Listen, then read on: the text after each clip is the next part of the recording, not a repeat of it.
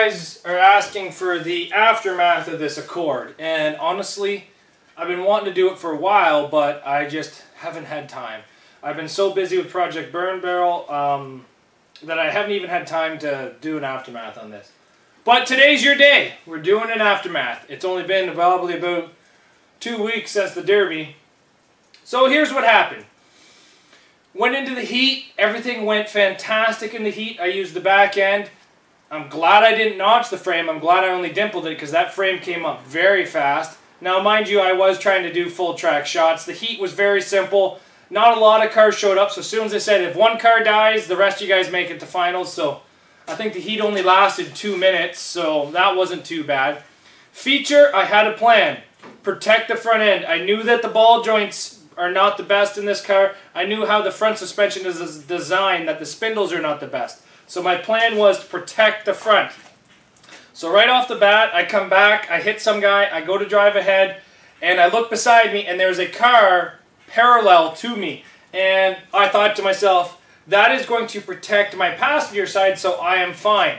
So I did a look around to get a good shot with my back end backing up, and when I was looking, the car that was right beside me backed up, and this little car, Toyota Corolla, came out of nowhere and broke my passenger side spindle. I knew as soon as that happened, I was kind of dead in the water.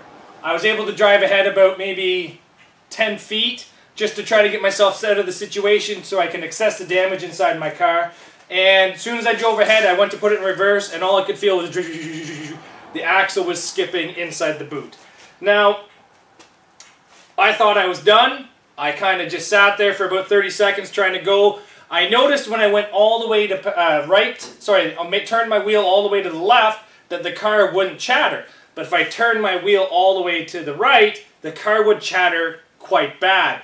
So that led me to believe that if I had turned the wheel all the way to the right, maybe the axle would have gone back in. But I found with me giving it fuel that it was kind of popping in and out. So I turned all the way to the right, I put the car into park, and I actually felt a thud, which was the axle going back inside of the actual axle boot.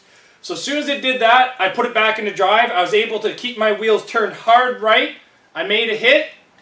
Timer started me for again. You guys got to think, when you're in distress like that, you can't pick and choose your shots. That's when I started using the front end of this car very heavily because I had no other options.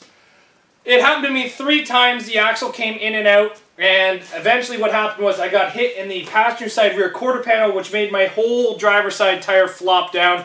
As soon as that happened, there was no chance for the axle to go back in. So I actually did quite a bit of damage, as you guys may see inside of this. You see how chewed up that is? I cannot reuse that. This is what it should look like. You see how nice and pretty that is? That has not been wrecked at all. This has been through a Derby. This one's been through a Derby where it's got chewed up.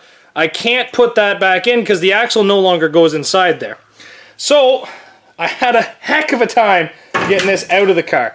And the reason is because I guess when I welded at one point in time, or maybe even in the car, it got a large burr on this shaft and it wouldn't pull out. I kid you not, I had a 5-foot bar with me hanging off it to try to get this out. This is out of a 94 Accord. This is out of a 2003.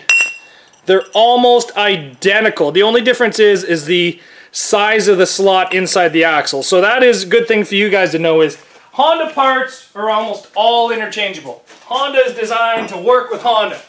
Which works in a CR-V, will work in a Civic, which will probably work in an RSX, which will probably work in an Accord, which may even work in the Ridgeline. I'm not too sure, but Honda is kind of just merging everything together. So let's show you actually what happened to this car.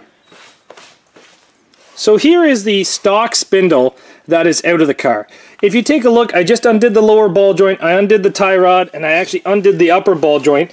The axle's pretty much pooched. I've lost all these pieces inside here, and it's actually a different design than the 94, so I'm not able to use this axle at all. I'm going to measure this axle compared to the 94 to see if it's about the same size, so that way I don't have to worry about the 94 coming in and out. But this is what actually started the demise of the Accord. I got that one good hit by, I believe it was the Reliable Roofer, number 705, but snap!